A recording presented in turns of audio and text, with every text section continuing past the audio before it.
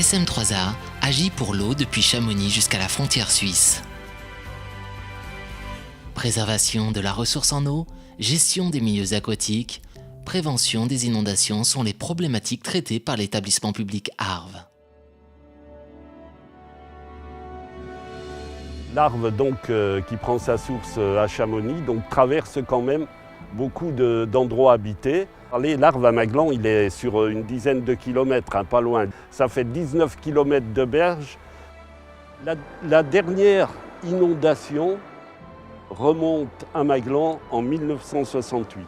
L'Arve est une rivière torrentielle, avec d'une forte pente, des débits très rapides. L'Arve, lui, peut monter rapidement, c'est pour ça que c'est une rivière torrentielle.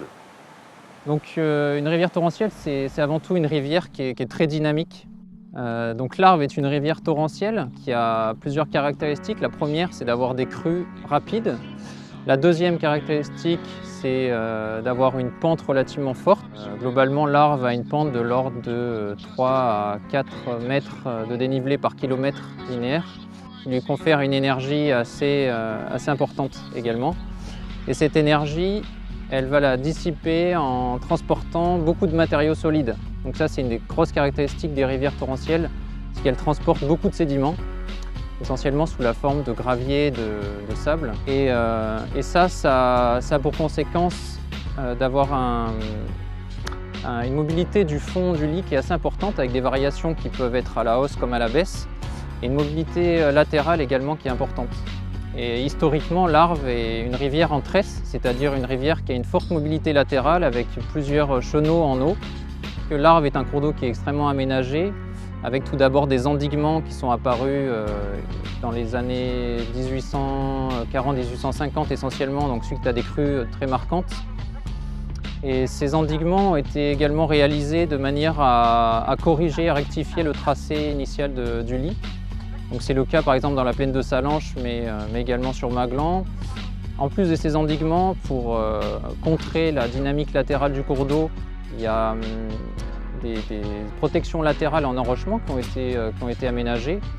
Et par-dessus ces aménagements-là qui viennent maîtriser le cours d'eau, on a un certain nombre d'infrastructures qui sont implantées.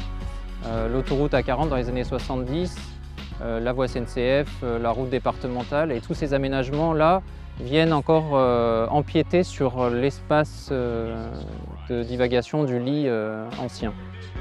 Pour se prémunir des inondations de l'Arve, classiquement à Maglan et sur beaucoup d'autres secteurs, on a érigé des digues directement en bordure d'Arve pour éviter les débordements. Mais on peut penser à d'autres solutions alternatives qui ont été étudiées dans le cadre du programme d'action de prévention des inondations et qui sont de type zone d'écrêtement de crues en amont des enjeux, élargissement du lit, abaissement de seuil par exemple. Cette rivière, l'Arve, elle démarre sur les communes d'altitude via ses affluents et elle descend jusqu'à Genève. Et le rôle du SM3A, justement, c'est de gérer cette interdépendance. Aujourd'hui, la difficulté, c'est de trouver des territoires en fonction des contraintes, qui sont des contraintes urbanistiques, foncières également.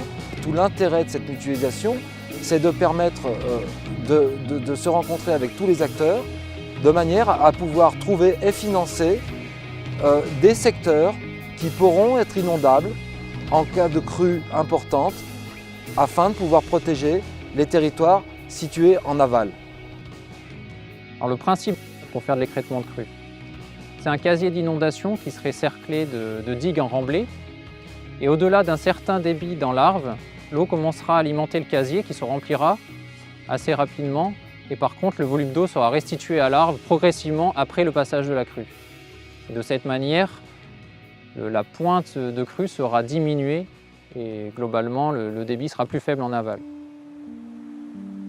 Le SM3A s'est engagé sur des actions qui sont assez novatrices, qui sont l'aménagement de ces zones d'expansion de crues pour permettre de protéger d'une autre manière, sans forcément endiguer, enrocher, créer des seuils de partout sur le territoire, des secteurs qui aujourd'hui étaient menacés d'un risque d'inondation important.